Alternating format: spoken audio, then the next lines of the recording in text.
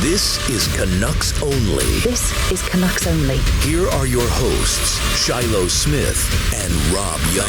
Tea. Well, that's why you're a tea guy. I'm a tea guy. Nice. I like my tea. Shylo, how are you? I'm good, Rob. How are you doing? Oh, just peachy keen. It's Remembrance Day. Thanks to all the veterans that have done an incredible service to their countries on a day that we set aside to remember them. But it's game day for the Canucks. It is. We just finished playing the Winnipeggers of the Jets variety. But we're going to go back in time, as we do sometimes, to talk about the Colorado game. So that was on, what day was that? That was on the 9th. On Sunday. Yeah. What do you remember from 2 days ago? I mean, we covered a little bit of the Colorado game when they beat the pants off the Oilers, and they rolled into town the very next night. So this was a back-to-back for both Colorado and for the Canucks. Yeah. What do you remember from that game? It was a good game. I thought that, I mean, there was still at their sort of faults that, we've been talking about all season long. Yeah. They're not taking enough shots. They're not winning enough face-offs. They're not, don't have enough puck possession. But one thing I was glad to see was they actually started to look like they were playing like a team. They were making passes. They were getting out of the zone. They were working together. It looked really good. And, well, really good for the Canucks. But I was happy to see that, and I was really hoping that would be a continuation, from that point. But usually, when I want to wish for those things, they don't happen.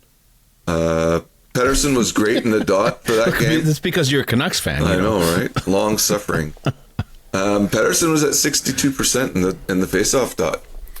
And, and this, and it went into overtime this game.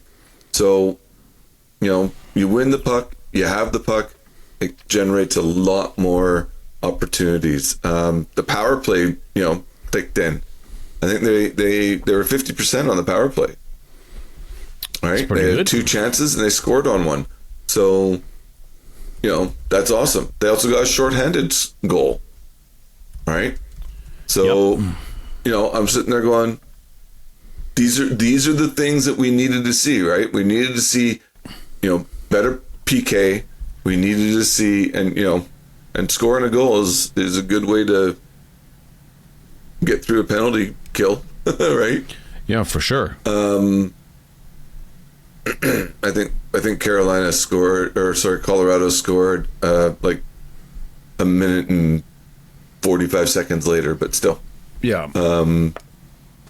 But they were doing those good things, winning the faceoffs, getting power play goals, playing like a team, like it looked good. And both teams were maybe a little bit tired.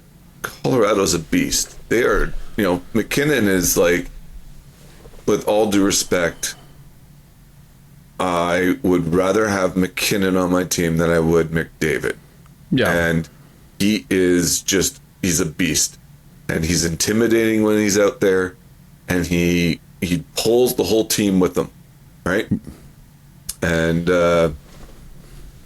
yeah, so he's out there, he's doing his thing. I chalked this off as a loss. We got 1 point out of it, but I was like, you know what? If we can hold into the game, that'll be good. They played great against them. They really held their own, and I was actually quite, I was happy with the outcome of the game. I was expecting a loss. We walked away with a point. So it wasn't a bad game. I think this was probably Kane's worst game that I've seen since his sort of getting back into things. This was a really, really rough game for him. Took a bad penalty at that Colorado scored on. I believe it was him, or was it? No, actually, no. I think it was Willander that took that penalty that they scored on. I'm just trying to check. I think Kane's penalty was the one we got the shorthanded goal on. Well, it could have been your favorite player, Tyler Myers' penalty. Oh, Myers. Yeah, and Myers had a rough game there too. There was a couple times where I was just like, "What are you doing?" But no, it wasn't on the Kane one because they scored. No, it was Willander in the third in the power play, and then the Willander one. Yeah. So the Willander penalty there. So yeah. Sorry, the stats don't lie there. Yep, no, that's okay. And did you see that penalty, the holding? I think so, yeah. Did you see holding?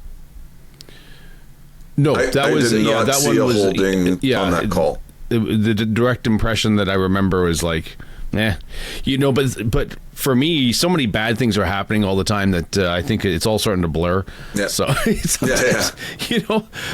just don't even like the specter of Colorado coming to town off that drubbing of the Oilers. I'll agree with you. We played pretty darn good, all things considered. Mm-hmm. And as I'm rewatching the highlights here, as we're talking before we start recording, is that based on the chances, just on the NHL.com YouTube highlights, we should have been up 4-2 with chances that we missed. Yep. So we were right in this game. And as you were talking just a few minutes ago, just the difference between tonight against the Peggers versus the Colorados. The back-to-back might have actually worked because we're kind of warmed up. And I think they had mentioned tonight about the lack of practice time in the Winnipeg game, just in general with the whole league, that having that back-to-back and no rest and just right back at the rink, it might have served the team game better because you made mention a couple times here that, we looked better. Yep. And tonight against Winnipeg, we didn't look great. So, but that's a positive with the Colorado match because we were right in it. Yep. And in theory, not a great overtime goal. No, kind of a crappy play. Kind of weak, yeah. But overall, and the chances that we missed, we were right in this one, so, yeah. Yeah. No, it was, we got lots of shots. We were right up there with them in shots. Like, the matrix were all pretty even across the board with Colorado. And like I said, they're a powerhouse. Like, to be able to pull that off, I was quite happy. And there looked like cohesion. They looked like a team, and it was exciting to watch, and it was nice to watch. And I went, I'll take the 1 point if these guys can, the lesson learned here is to play like a team. Yeah, for sure. Another thing that I noticed about Colorado is how fast they are. Even the no-namers. It must be one of those things where in practice, McKinnon must drive the pace so hard and McCarr in the back end that it does raise the level of everyone else to play a little bit faster. And, that when you have a Demko, Luongo, even have mention of the Zdeno Chara going to the Hall of Fame this week, that in practice, when you're facing those guys every day, it elevates everyone else's game too. And so Colorado just looks quick. They're just a fast team. And going down their depth chart in the third and fourth lines, that guy who scored the overtime goal, Wilfred Brimley, I'd never even heard of him before. It's not Wilfred Brimley, it's somebody else. But Brimley, but they're all fast, and it's really apparent. So the West has their work cut out for them playing Colorado as we go down the stretch. We're not even near that yet, but Brindley, G. Brindley. No, Brindley. I don't know. I'm horrible with pronunciation of names. So. Yeah, Gavin Brindley. Gavin, that's right. Yeah. No, I mean they all look they look good, They look good. But the Canucks look fast too. Like they actually looked like they were keeping pace with them and playing that same sort of. It almost looked to a different degree, but it was like that Chicago game, right? Where it was just like it was fast paced. They held their own. They're in it. Like you said, there's opportunity that they should have been, ahead. But if they capitalized on a couple of moments, ahead for sure. By the end of this first period, it was a really good game. I was like I said, it's sad they lost, especially on that goal. I'm sure Lankinen wants that one back, but they played well. They played like a team. They overcame the deficiencies that they had to deal with, and in all the matrices, they did what they had to do. Right? They got the power play. They were effective on the PK, even though they got scored on for two of the power plays, I think. But the penalty kills. But the penalty kills still looked good. Yeah. We've talked about that before, where if you're getting opportunities, but you're not scoring, at least you're happy about that. Yeah. And on the penalty kill, the goals that they scored were like one of them was McKinnon, and when you look at the goal, you're like, okay, no goalie stopping that, right? Like there was nobody that would stop that goal. That was that. The second power play, I think they left Lankinen open a little too long. Do you have the Yeah, it was the Burns walked off the line. Yeah. And then kind of half faked the shot and just sent it for Lekin to tip. Yeah. Into the same corner where Velarde scored. Yeah. And he was basically like just left alone to do whatever. Yeah, he was tied up a little bit, but he broke free. He had to reach for it, so it was a good skill play by them. Yeah, and he fought for it. He wasn't there alone. So okay. Well, anyway, my whole thing is that I liked the game. We did well. They improved in the areas that they had to improve in, and I was excited to see the next game. Yeah. So let's talk about that. Well, let's just go back. So, any particular player stand out in Vancouver for you? I actually really liked Pettersson's game. Okay, good. He didn't have, he was great on the dot. He did the things that he's been doing good. He did very well. Okay. He made some awesome blocks. He didn't seem to hesitate when it came to taking a shot. I was happy with his game. I also Quinn Hughes looked really good. Yep. He was just he looked really good. The Makar-Hughes duel of the number one, number two. Yep. On any given night in the league. Yep. So those are the two guys I think they and when your big boys come out and they do well, you usually can have a good game. Yeah. O'Connor's found his game. Yep. I think that was actually a really nice little goal that he got there. Yeah. Which is nice. We need it. The depth to show up. And what I'm kind of noticing as well is how the Abbey line, the Cauldron line, has kind of fizzled, and it's continuing to fizzle. So I'm just going to pull up their ice time here. So Carlson, 9:47. Sasson, 11 minutes.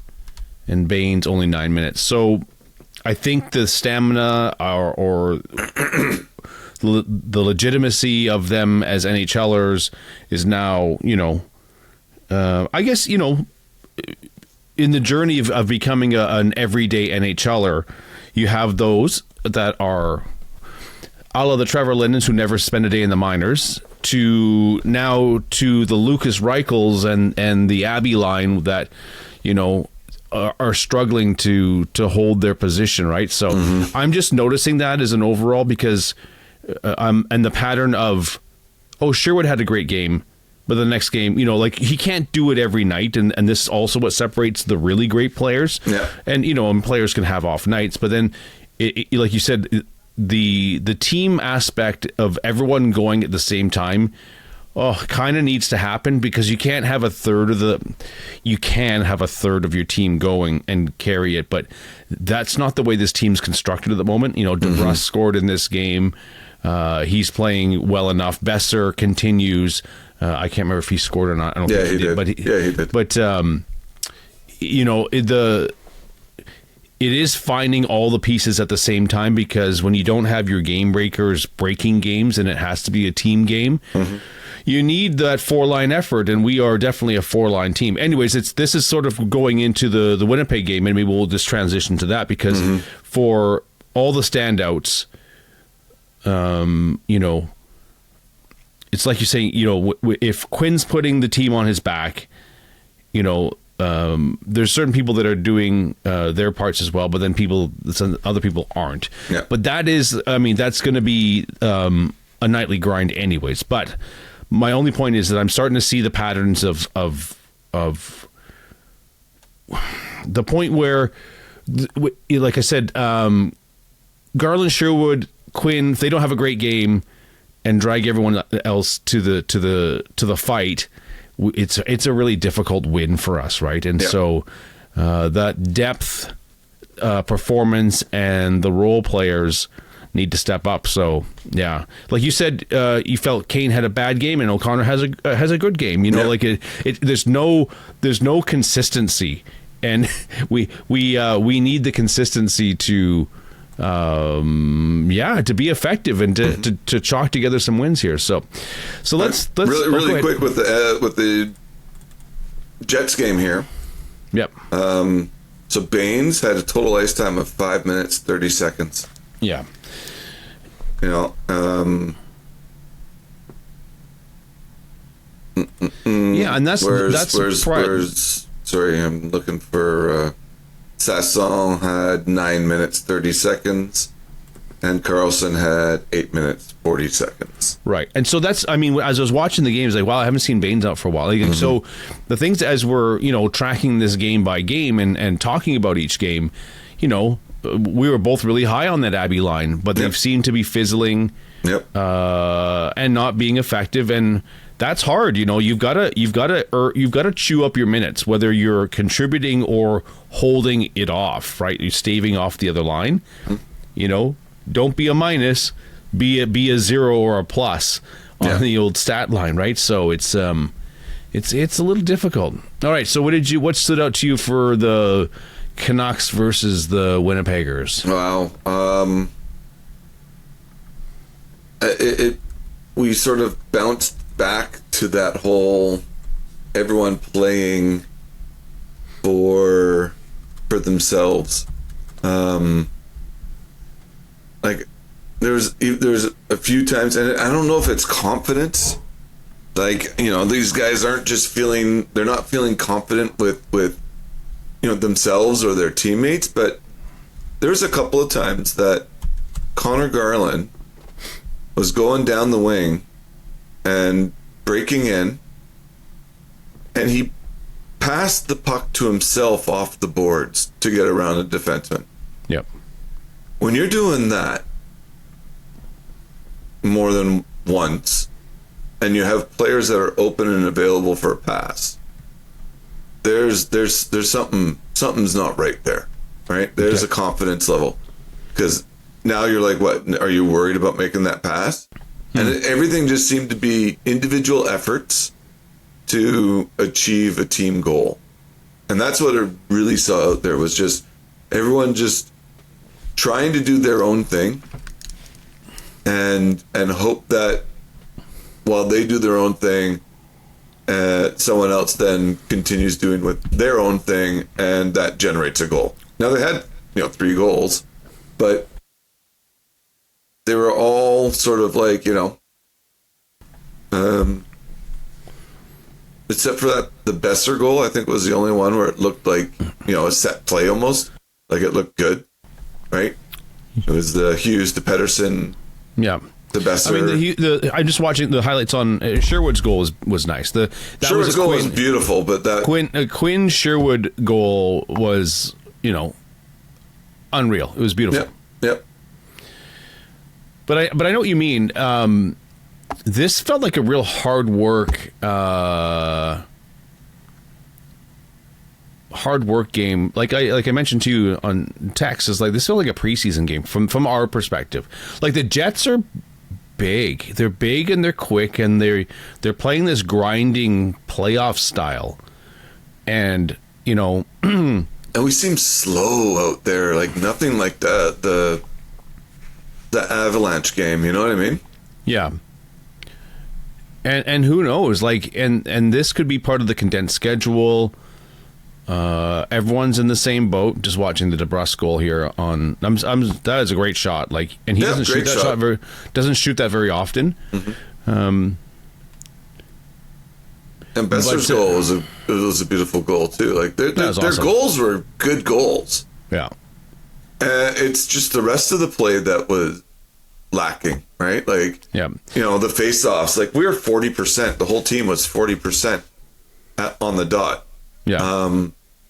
Pettersson was 31%. Yeah. I want to see the let's see where's the face-off summary? Does he say how many he took against Taves? Yeah. He took. I was kind of. Where is that? Face-offs. Oh, face-off comparison. Yeah, comparisons. I don't have it open. So since you're getting it, I won't bother. He was 0-4. Nice. He was an 0-for. Yep. He was an 0-for-4 against. Although he was 100% against Adam Lowry. Mm-hmm. How many against Lowry though? 2. Yeah. Okay. 2 against Lowry, 4 against Taves, 1 for 3 against Parker Ford. I don't even know who that is. And then 5 for 17, so 29% against Scheifele. So he smoked him. Yeah. Well, Taves and Scheifele both smoked him. Like no, he beat. Oh no, he was 0%. That's right. Yeah. So that like Scheifele was at 70%. Yeah. For the game, and Toes was at 69% for the game. Yeah. So that, I mean, as you've been tracking, it's so important. And does it make a difference in this game? I don't know if it makes a difference in the scrambly because I'm noticing even our breakouts are a little incohesive. Yep. Marcus Pettersson made a weird gaff at the blue line on one of them, on a keep. Anyways, it's lots of weird things. It was a weird game. Yeah.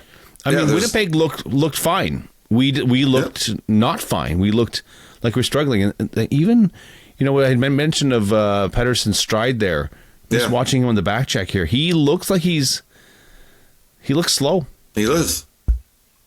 He doesn't look like he did last game. Last game he looked like, and maybe he hurt something. Who knows, right? We'll have to see if it's this keeps up a little bit. Yeah. But and this is totally out of the blue. But do you recall a couple weeks ago when Adam Foote bag skated them after on the game day? Yep. So I don't know if there's some weird conditioning thing that they're trying to get these guys in better shape. I don't know. Like it just. A lack of cohesion. Like we had been texting as well about the passing. The passing's been really terrible for many games. Yeah. Like a long stretch. I don't think since maybe game 3 or so. Maybe it started with that St. Louis game on game 3, where maybe the lack of practice time. And it's maybe that's just the way it is. We're not a high skilled team. Nope. And so we're gonna have to win. With extremely hard effort, hard work. Yep, they gotta do. I hate this terminology because it always makes me think of what was his coach? Little Things coach. The guy that says you got to do all the little things. Oh, what was his name? He loved Myers.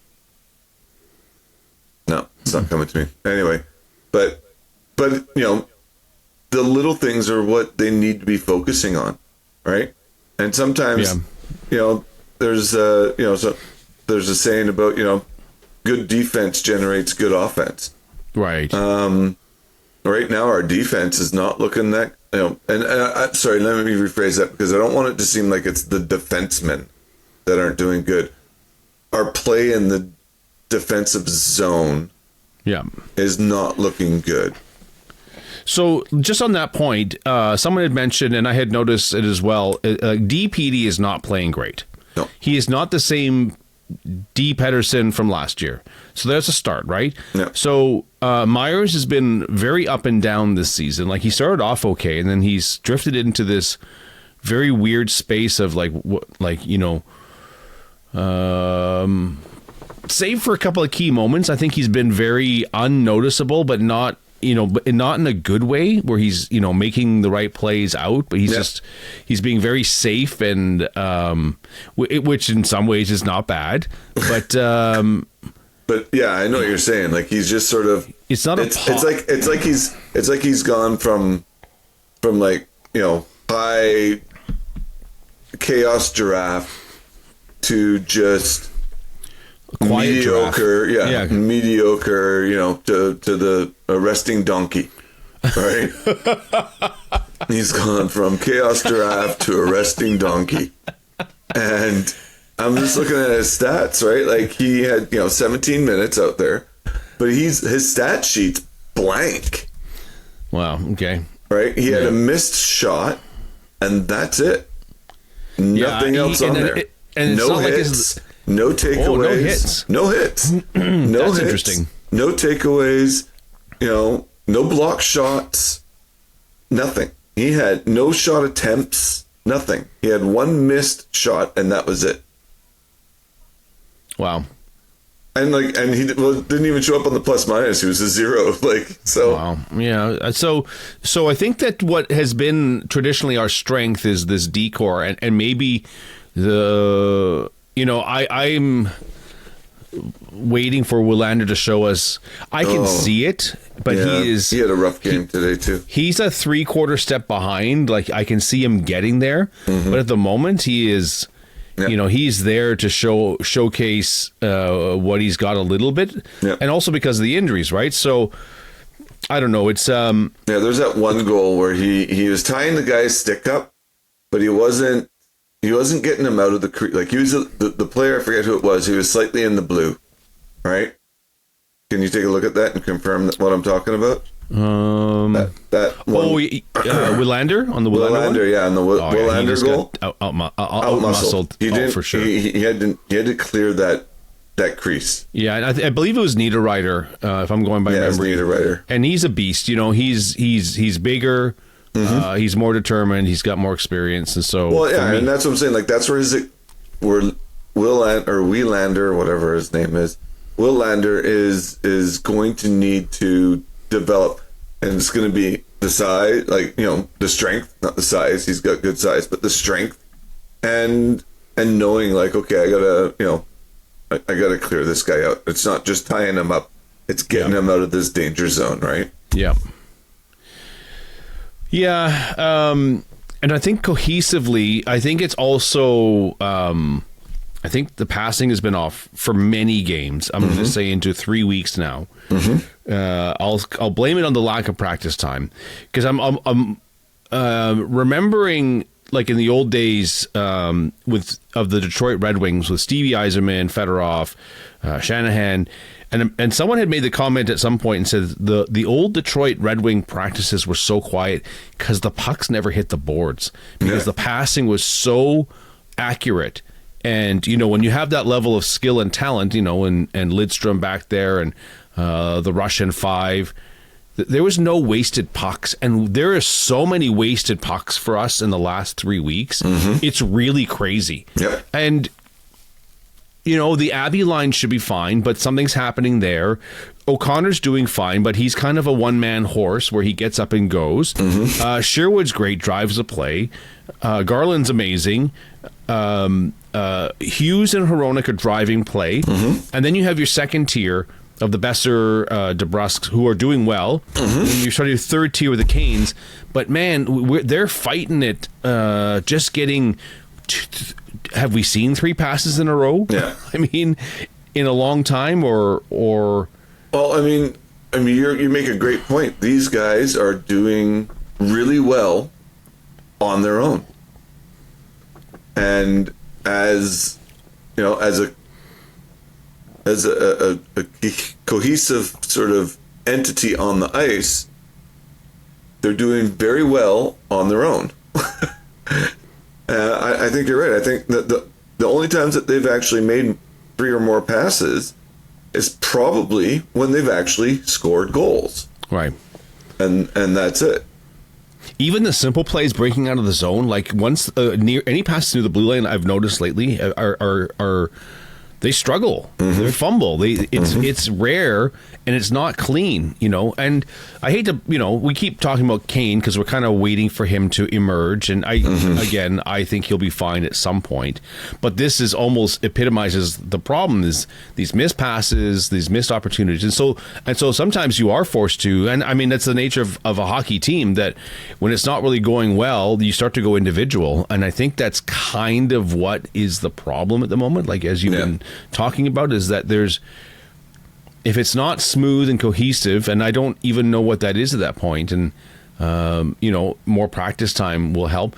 I'm just watching Petey in the second period try to bust out of the along the far side boards to clear it out, and he had a guy on him, and he's slow, and he had a guy ahead of him and doesn't pass it. It's just like that's the little things like that, like so he's so maybe, and maybe it's a good thing, and it's also a bad thing where he's trying to make sure the puck gets out of the zone, but there's no play. It's just it gets lost as two Winnipeggers jam him up, and there's a turnover, right? So actually, turnovers is probably a stat we should be tracking. Well, let's take a look. Probably do it as a comparable, because, and it's so in this game they had 12 giveaways. So I mean, giveaways and turnovers are sort of different. Yeah, giveaways, and it depends if they're unforced giveaways too, right? So, but they had 12 giveaways.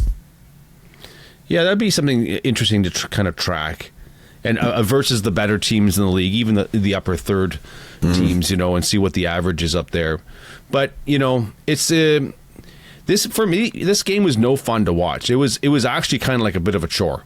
Yeah, I was much more entertained with the Colorado game because I was waiting for the worst, and the Canucks hung in there. Yep. So it was very entertaining. And this one just It was. And is it because Winnipeg plays a more stifling style of game? Is it their system? Is it their personnel? I think partly it's their personnel because they're big and they're kind of built for the playoffs. And so we're trying to find our game, and Winnipeg knows what their game is, and maybe that's part of it. And Hellebuck didn't have a great game. This was a terrible game for the goalies as we lose Demko. Yep. And Lankinen did his best. He did a pretty good job coming in. He made some great saves once he came in, right? Yeah, for sure. But again, as the continuing storylines, up in the number 1, 2, or 3 slots of the storylines this year, number 3 is probably, is Demko will he be healthy for the whole year? And so we'll quickly find that out. This I'm just watching the clip where Hughes is stick handling on the blue line. Yep. That was incredible. I mean, that's the best stick handling I've seen him do in tight. It's a little bit different, and it goes back to that awesome YouTube video I sent you about if he's the greatest defenseman in the world. Yep. And the comparison was to Patrick Kane. So if you haven't heard, if anyone hasn't seen that video, there's a YouTube video about the greatest defenseman in hockey. Is it doesn't name it in the title, but we'll find it and maybe I'll post it in the show notes. But that stick handling was incredible. That's he's trying so hard right now, like so hard. Yep. And it's so funny. We had talked about before where I hadn't seen Quinn Hughes make a mistake until, maybe he made 1 or 2 mistakes a year. He's trying so hard that I think that he's losing pucks. Yep. He's fumbling it more. I think because it's when you do grip squeezing the stick a little harder, too tight, and then it makes it more difficult. So, but he's leaving it all on the ice, and at some point, this is game 18, I believe. It's funny as the empty net goal gets shown. They cut to Pettersson on the bench. He wasn't even on the ice there, so very interesting. And that's kind of fitting because as we get close to the game 20 mark, as a quarter of the season, what is the plan here? What are the options? And I hate the thought of if we ever move from Petey, I certainly do not want to retain salary. We just can't because we're up against it on the cap anyways. Yeah. And so, but no one's going to pick him up without doing that. Not right now. Not right now. So then he's not really the option, right? No. So if you have to retain salary, my vote would be to a big fat no. Yep. And just looking, it's funny because when we did and I've talked about this twice now, is that I thought New Jersey had room cap-wise for Quinn Hughes, but they've only got $780,000 for free cap space. So there is no room for Quinn Hughes right now, which in a lot of ways is good because they would have to move bodies out, right, to get it near. Yeah. And so, it might, yeah. And Nico Hischier is a UFA in 2 years as well. He's on the same contract, almost identical to Quinn. Oh, okay. So as a number one center at 26 years old, so do they move a Nico Hischier for a Quinn Hughes? Don't know. He's making 7.25. I think Quinn's making 7.7. Jesper Bratt, they've signed. I mean, it could be a Jesper Bratt or a Nico Hischier. Timo Meier makes 8. He makes sense. He's only age 29. Dawson Mercer, age 24 as a center. Anyways, there are solutions there, but I do not envy the brain trust right now. Yeah. This is a boggling problem where you've got Quinn playing at an all-time high, you've got PD playing at an all-time low. You got Hronek playing well. You've got Demko playing amazing, but is injured. Like, this is a crazy puzzle. And like, then is. And then everyone else is good one game. And I mean, like, even I won't say good, producing one game and not producing the next.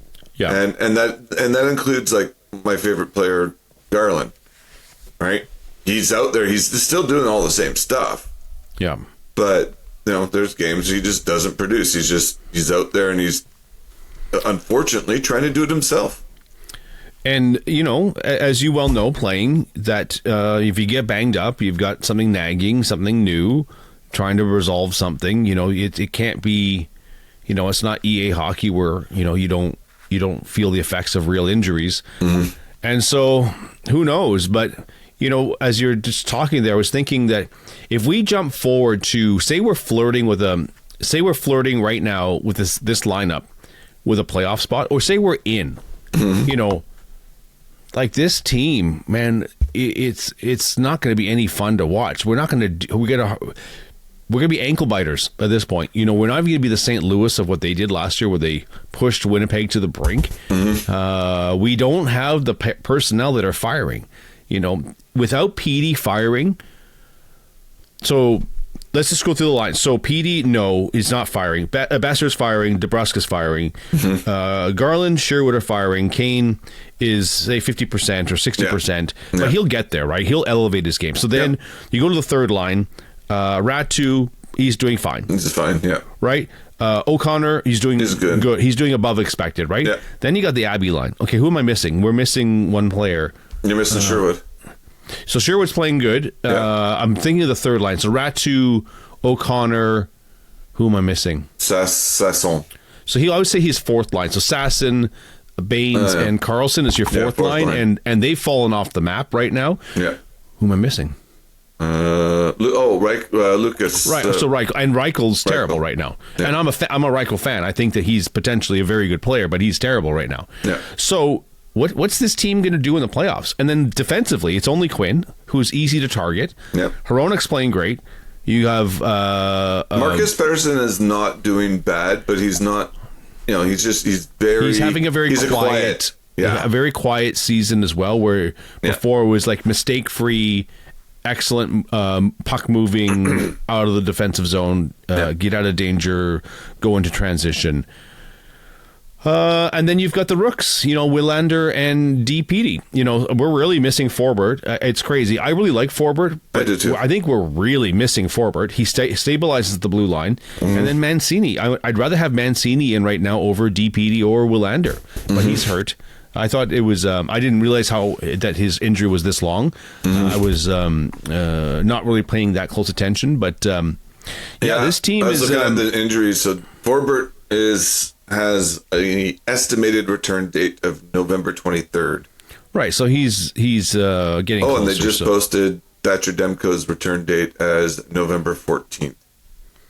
Okay, so tweak something. Yeah. Anyways, it's a frustrating puzzle.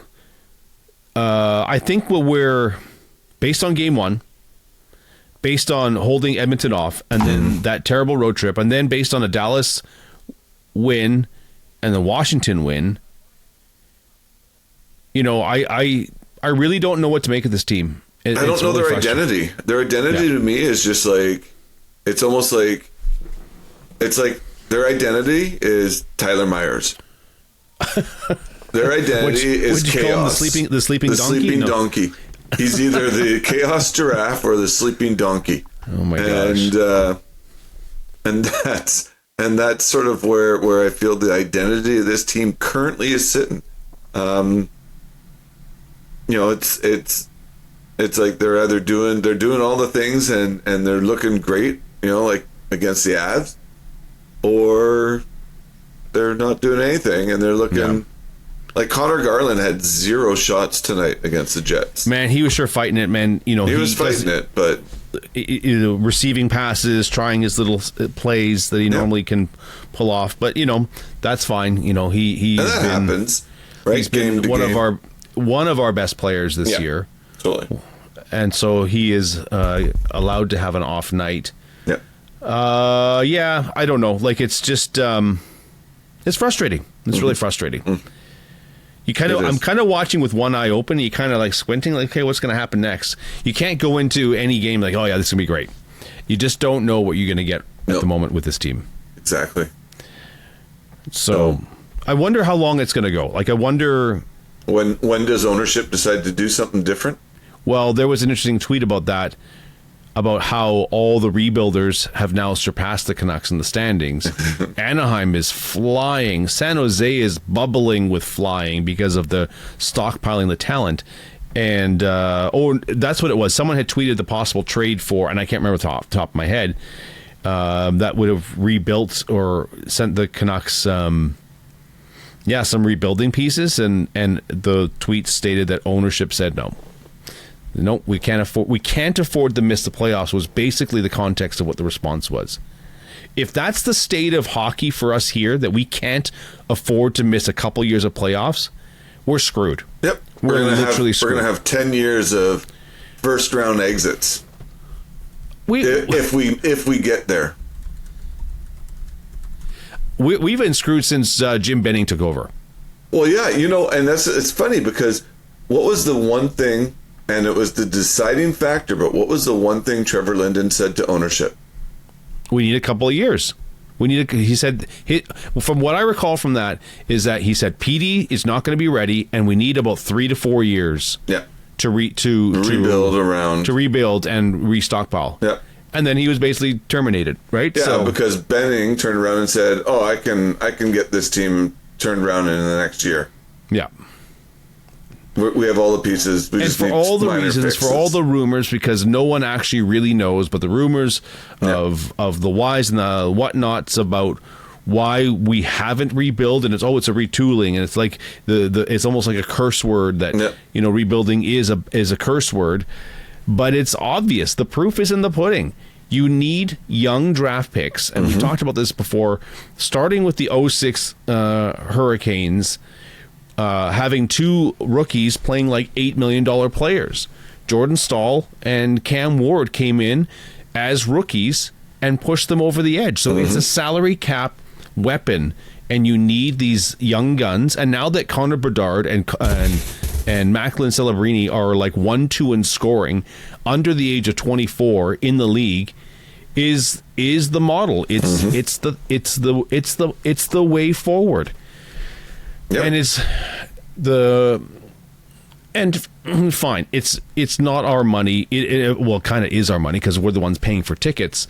But for them, I think the playoff revenue is so high. At some point, I think I heard most recently it was $4 million profit per game, home playoff game. Yeah. So that's $8 million directly in his pockets, right? So once all your regular season costs are accounted for, playoffs, there's no salaries paid out. It's all profit. And that, and really, if that's the bar, which is it also, I'm not sure oxymoron is the right terminology, but it's so opposite thinking, and it's so ironic that you want to win the Stanley Cup, but you won't rebuild because you don't want to sacrifice playoff revenue. Well, to me, you don't want to win the Stanley Cup. That's kind of what I'm saying. Yeah, it's what you want is regular income.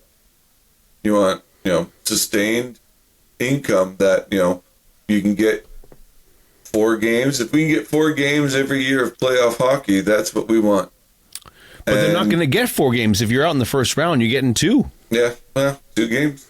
2, maybe 3. So you're gonna, for $4 million of playoff revenue, you're gonna keep tanking your team every year. Yep. Or it's not even tanking. It's like mediocring your team. Yeah. It's like just being high enough that you don't get any good picks, and just being low enough that no one wants to come there. You're not going to get opportunities, and it's painful. It is painful to watch. Well, and that's what I mean by tanking. So if you can't win it, especially in a conference with Colorado, with Dallas, with Vegas, and Edmonton, if you can't beat those teams, like, you better hope that you have the best Moneyball team Moneyball can buy. And we don't, because Moneyball players have to perform, and we have negative Moneyball right now with Pettersson. Yeah, unfortunately. Yeah, we have Sherwood way overachieving. We have Garland way overachieving. We have the last year and a bit of Quinn Hughes's, bridge deal, essentially. Yep. It's being squandered. Yep.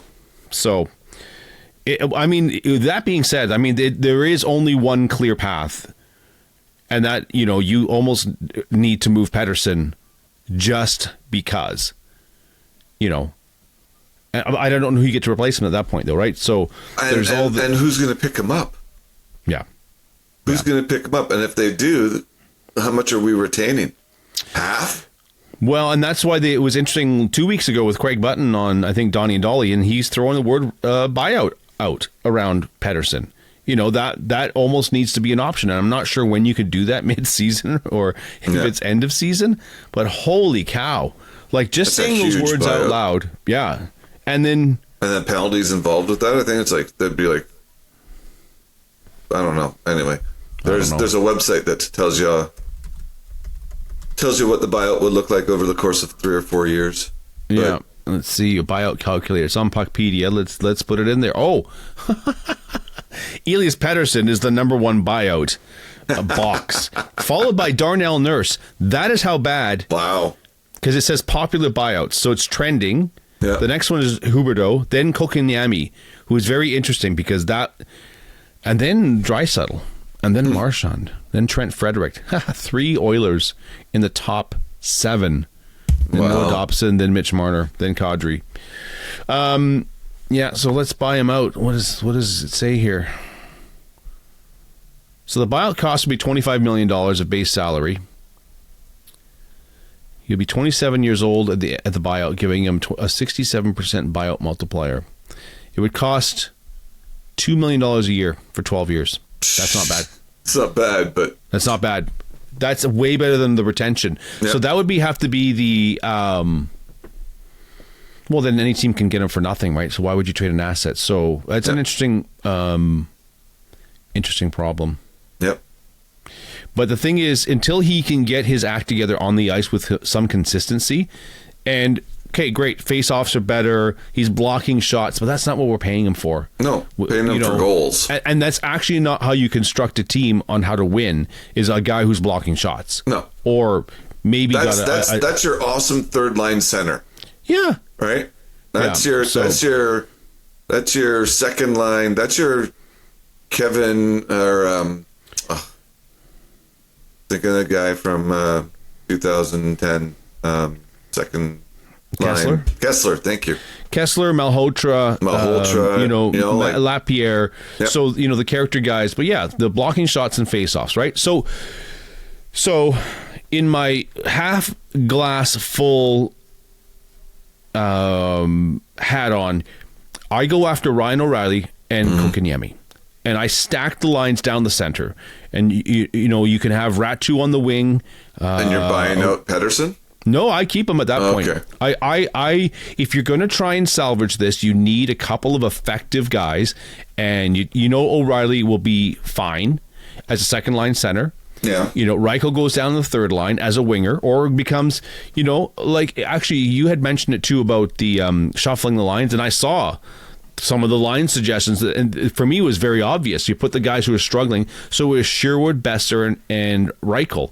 That was definitely one of my line combinations. Like, well, those two guys are going. If you're going to put Sherwood on the line or Garland on the line to get the line going, that's 100% for me the right thing to do, right? Spark those guys to get them going. Yeah. O'Connor's going by himself. Ratu's fine. The Abbey line sucks. So maybe you need... Sassen's fine, but Baines and Carlson are Baines is hurting, Carlson's getting lost, and so you need a couple players, right? So you need, as soon as you get that extra depth, you can push everyone further down the line. Look how well DeBrusk's doing on the third line. Yep. And the confidence. Yep. He's getting chances, and this is what we talked about this earlier. When you can play further down the lineup than you're supposed to, you will dominate the other line matchup because they're not used to your caliber. Yep. And DeBrusk is a first or a second line winger, and you put him on the third line against third line checkers, and they're not watching for it. Yep. And he's gotten 2 chances in 2 games in close, you know, from someone getting him the puck. Anyways, I think either you have to remedy the Pettersson situation or you have to bury it. Yeah. You almost have to bury a body, right? That you've got other people to deflect the attention from. You know, I was thinking, I didn't text it to you, but I thought it was like Bruce Boudreau went on NHL Network and said that when he was the coach here, someone in the organization, the Canucks organization, said, hey, why don't you move Quinn Hughes to center? Yeah. And it's almost what we need right now. Yep. We need the play driving that Quinn Hughes brings to the game. I'm not saying move him to center, but we need, you need that play driver. Yeah, I'd move him to the wing. I think put him on the wing. But anyway, yeah. Anyways, it's very frustrating. It is, to be perfectly honest. But I would go after. So there's 2 ways. You have to get rid of Pettersson, or you got to bury it. Yeah. You got to bury him so that it doesn't matter. Then you have other people that are doing the job. A la, even a Nazem Kadri, would you go for him? He's 35. Ryan O'Reilly, I think, is 33 or 34. Yeah, it's tough. I mean, if the sad thing is, if the coaching staff or the management wants to appease ownership by not doing anything drastic, like those deals are probably the most secure. Job-securing deals that they can make, right? What do you mean by that? Well, because you're going to bring in these guys who are not long-term. They're going to be here and hopefully do a quick little run and, fix things, maybe help you get, those 2 playoff games, right? Yeah. And then they're either going to be gone or, they're going to peter out because they're getting old or, it's... management might be going, that's going to be most likely someone else's problem. Yeah. But they don't help for the future of this team. They help for the now of this team. Okay, so I just Googled NHL trade rumors. The first thing that came up is that the the St. Louis Blues are open for business. Look for moves in the next 5 to 10 days. So the names that are in the top of this article, Jordan Kyrou. Do you move for a Jordan Kyrou? Do you move for a Braden Shen? Braden Shen and Riley. I think he's probably a better. Well, he's a different version of Ryan O'Reilly. Like, how old is Shen? And he's a Shen too, right? So he's got playoff grit. Yep. How old is he? He's 34. Well, he's a little older than I thought. So he's old. Ryan O'Reilly. He's old. He's 34, same age. So they're essentially the same player. So it depends what Yeah, so I mean, even the St. Louis state. Oh no, what's this? WLTX. What's that? What station is that? South Carolina. Should Vancouver trade for Braden Shen? Oh, that's Locked On Canucks. So they're pilfering Locked On Canucks articles. Interesting. Braden Shen. Yeah, I think. I don't know. He's making $6.5 million for the next 3 seasons, including this one. I don't know. I mean, they have to do something. I would imagine that, when's American Thanksgiving? We keep talking about it. I don't even actually know what it is. USA Thanksgiving. It's like end of November, I think. It is the 27th. So in 2 weeks, like if we're not in the playoff race, it's going to be very hard for us, right? So NHL playoff standings. Hockey standings. Let's see, conference. So right now in the West, we're way out. We're 13th. Yeah. But we're only 2 points out of 6. So we have 17 points. Chicago is sitting at 6th. Let's just go for 5th. Winnipeg's at 20 points. So this loss, if we had won, we'd be in 6th place right now. 6, tied for 6th to 8th. Chicago, Seattle, San Jose. It just shows how important all the points are. It's crazy. I think that your goal differential, most of the Western Conference, I would say, is in the minus differential, including Dallas at -1, LA at -2, Seattle at -6. Yeah. Look at Colorado. Yeah. All right. Dallas, yeah.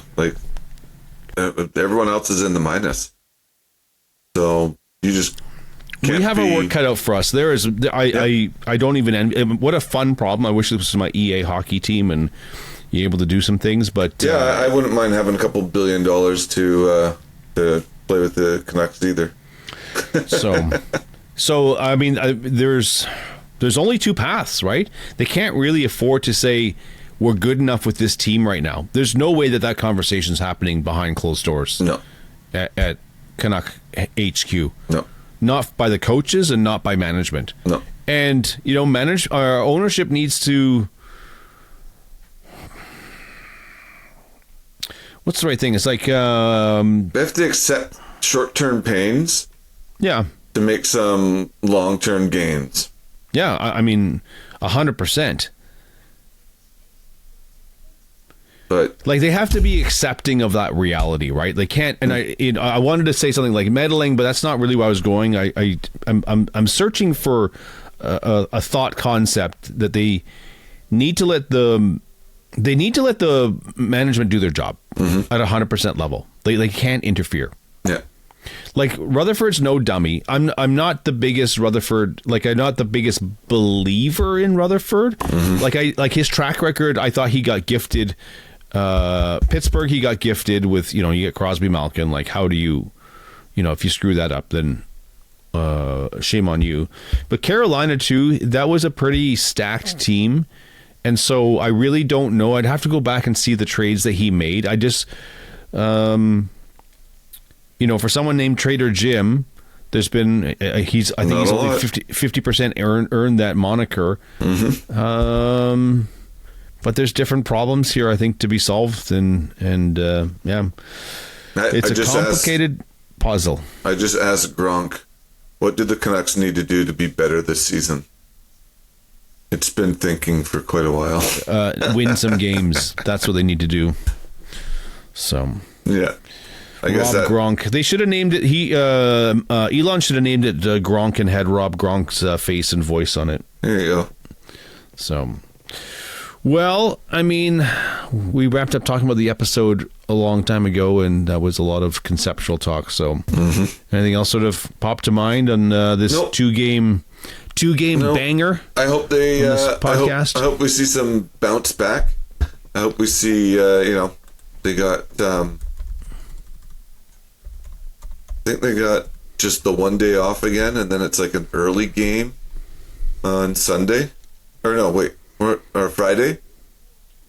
Yeah, well, they hit the road, right? So they've got, that's a good amount of travel. A 4 o'clock start. 4 p.m., 7 p.m. Eastern, Friday at 4, then Sunday at 2 p.m. Our time, and then Sunday they play a Sunday, Monday, but it's the Florida. They're not getting a lot of time. Not getting a lot of time. Well, this is not a bad stretch. So it's Tuesday. They play Friday in the East, then Sunday, then Monday, and then Thursday. Yeah. So it's only it's one day between all their games. 4 games in a week and 2 days in 9 days. So I mean, it's not terrible. It could be worse. So. And then they don't play till Sunday, the following Sunday, some Thursday, Sunday. So today's Tuesday. So Tuesday, Friday, Sunday, Monday, then with back home for a Thursday, Sunday. Yeah, it's not terrible. No, it's not terrible. But they my point was they don't have a lot of practice time on this road trip. Right. Again. Yeah. So you are correct, sir. Well, that's it for me. I feel better. I was. Not feeling great watching the game. It was just very frustrating. And so it's nice to talk it out with you on another episode of Canucks Only. Thank you, Shylo. Yep, thank you, Rob. And I'll see you in the next one.